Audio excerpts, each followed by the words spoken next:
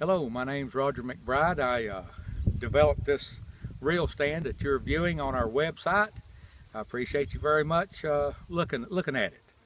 There's a couple of things I want to show you about getting started putting your wire on the reel. I'll show you the reel that we use. This is one of a cheaper reel. It costs like $29 at our co-op stores. This one is built by McBride. It's slick inside. When you buy these reels, there's nothing. You tie the wire to it, and I want to show you something simple, and I'm showing you this through our failures. We learned this, and one thing I want to do is I'll take this wire, and we use 1/2 inch poly tape, and what I'm going to do is I'm going to tie this wire.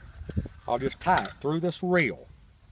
And I don't have to tie it real good necessarily. Tie it.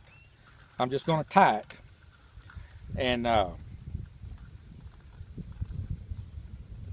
just tie kind of a knot in it. Is all it's necessary. Okay. Now, before you start tightening this up, one thing I'm going to recommend that you do, okay, before you tighten this up, because it can slip on this, because it is slick.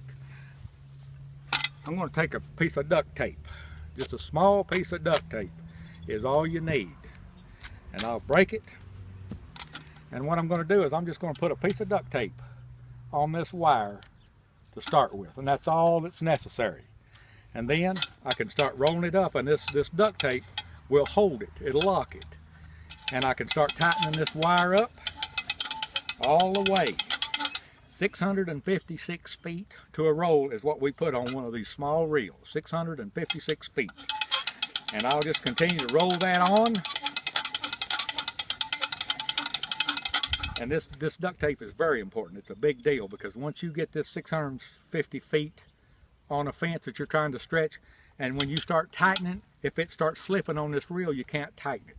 Then you got to take it off and start over. It's just a small tidbit. Something will really help you.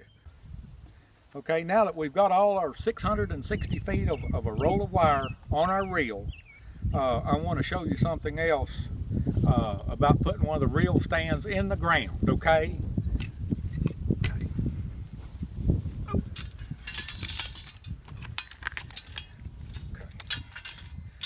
What I'm showing you here is, right now here in East Tennessee, it's pretty dry. The ground's a little bit hard. Over. I want to show you a hammer that I bought. It's a 4-pound, looks like a sledgehammer, but it's only 4 pound, and it seems to work awfully well at driving these things in the ground. All I'm going to do is show you, and I'll put a foot here and begin to hit this in the ground. They're made to hit. Okay.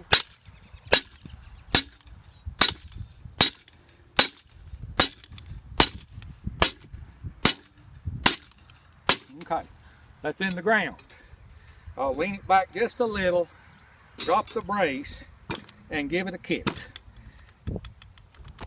Pretty solid. But that's a 4-pound hammer. I want to show you this reel. This is the reel we put the wire on. 656 feet. All you do is you're hanging it on the reel holder, unlock it, and you take this to your electric fence. I want to show you a new product that's just came out. It's called the Zammer.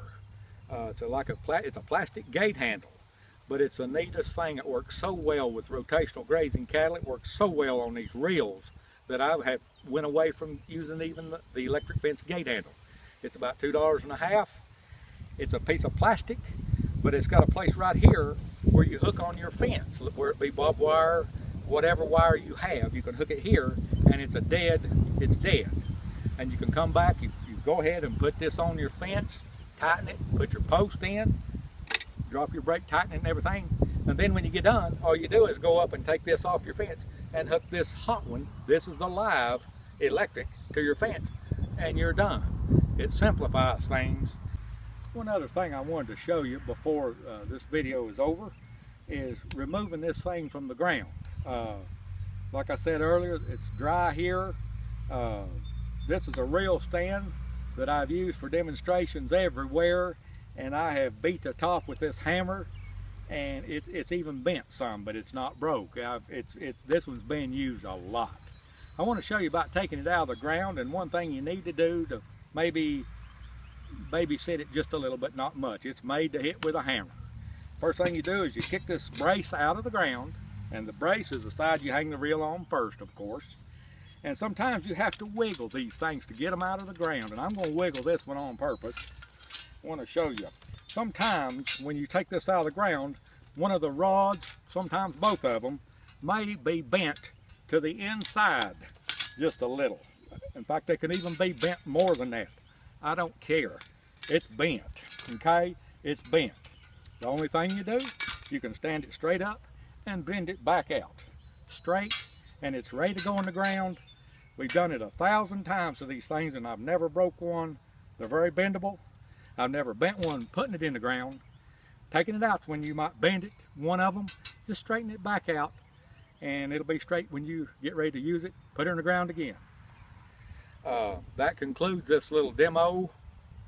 I just wanted to give you a few tidbits. The hammer's important. This is dry. We're dry here. The tape on the duct tape, if you will, starting your wire on one of these reels is very important. You don't want to get a 600 and some feet of wire stretched and then it slip on you trying to tighten it up. Put a piece of duct tape, it works wonders. This concludes it. Concludes my little message. I appreciate you visiting our website. I believe that if rotational grazing is made easier and made quicker with these reel stands, it might just work for you. I appreciate you looking at our site. Thank you very much.